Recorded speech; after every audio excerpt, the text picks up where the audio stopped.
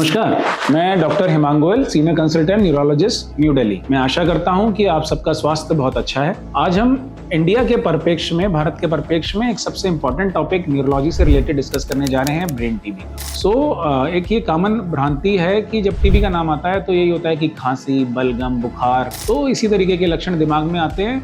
ये बिल्कुल ठीक है, मैक्सिमम पेशेंट को छाती का टीबी ही होता है और जिसमें इस तरीके के लक्षण होते हैं, वेट लॉस, भूख ना लगना, तो ये सब सिम्टम्स होते हैं छाती के टीबी के या सिस्टमिक टीबी जो होती है, बॉडी की टीबी।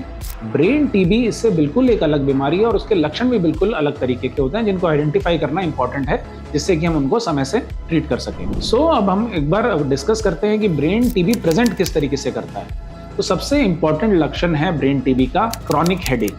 अगर लंबे समय से मरीज को सरदर्द चल रहा है, जो कि हम लंबा समय किसे कहते हैं, महीने भर से ज्यादा, 4 वीक से ज्यादा का headache is a chronic headache, जो कि मरीज को अगर चल रहा है। इसके अलावा, और जो दवाइयों से कम रेस्पॉन्ड कर रहा है, इसके अलावा वॉमिटिंग, उल्टी जैसा लगना या उल्टी हो जाना, नौशिया या वॉमिटिंग। इसके अलावा दौरे पड़ना, अगर दौरे पड़ रहे हैं व्यक्ति विशेष को, या फिर मूर्छता आ रही है या फिर बेहोशी जैसा हो रहा है, तो ये कुछ इनिशियल लक्षण हो सकते हैं ब्रेन टीबी के।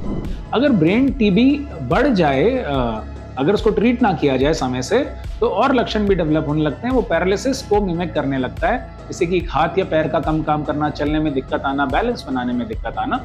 तो ये इंपॉर्टेंट लक्षण है ब्रेन टीबी को आइडेंटिफाई करने के। ब्रेन टीबी में कई बार बुखार की हिस्ट्री मिल भी सकती है और कई बार बुखार की हिस्ट्री नहीं मिलती। एक इंपॉर्टेंट टाइप का ब्रेन टीबी होता है, इसको टीबी मेनिंजाइटिस कहा जाता है। उसमें बुखार की हिस्ट्री काफी कॉमनली मिलती है और जनरली बुखार जो होता है 2 से 3 हफ्ते का बुखार होता है। और इसमें जनरली जो व्यक्ति हैं वो टाइफाइड का ट्रीटमेंट करते रहते हैं और उससे वो ठीक नहीं होता और बिगड़ता चला जाता है। फिर जब उनको हेडेक होता है या फिर दौरा पड़ता है, तब उनको लगता है कि कुछ न्यूरो से रिलेटेड दिक्कत है। तो अगर हमें इस तरीके के लक्षण है तो हमें सबसे पहले अपने न्यूरोलॉजिस्ट से मिलना चाहिए। इसको आइडेंटिफाई करने के लिए पहले तो न्यूरोलॉजिकल एग्जामिनेशन किया जाता है, फिर कुछ बेसिक ब्लड टेस्ट कराए जाते हैं। बेसिक ब्लड टेस्ट कराने से पता चलता है कि ब्लड में इन्फेक्शन तो नहीं है। उसके अलावा न्यूरोलॉजी से रिलेटेड कुछ टेस्ट किए जाते हैं, जैसे कि रंगीन एमआरआई ब्रेन, जिससे कि कॉन्ट्रास्ट एमआरआई ब्रेन बोलते हैं, दिमाग का ईईजी और पीठ से पानी की जांच, जिसे लंबर पंक्चर या सीएसएफ स्टडीज भी कहा जाता है।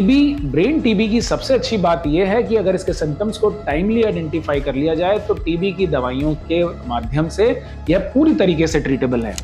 टीबी के लक्षण बिल्कुल पूरी तरीके से खत्म हो जाते हैं और ब्रेन से भी टीबी का एविडेंस बिल्कुल पूरी तरीके से खत्म हो जाता है। अगर इसको कॉम्प्लिकेट कर दिया जाए, कुछ पेशेंट जो हमारे पास कॉमनली हमें प्रैक्टिस में देखने के लिए मिलते हैं कि उसको पैरालिसिस की तरह ट्रीट करवाते रहते हैं, अल्टरनेटिव मेडिसिन लेके पैरालिसिस की तरह दे गेट ट्रीटेड देमसेल्व्स, तो वो कॉम्प्लिकेट हो जाता है और फिर वो दवाइयों से बहुत अच्छा रिस्पॉन्ड नहीं करता। तो इंपॉर्टेंट ये है कि लक्षण अगर आते हैं इस तरीके के हमें, तो हमारे दिमाग में सस्पिशन जागना चाहिए कि ये ब्रेन टीबी भी हो सकता है और हमें तुरंत न्यूरोलॉजिस्ट से मिलकर इसका ट्रीटमेंट स्टार्ट कराना चाहिए, क्योंकि टाइम से ट्रीटमेंट स्टार्ट किया जाए तो ब्रेन टीबी कंप्लीटली ट्रीटेबल है। धन्यवाद।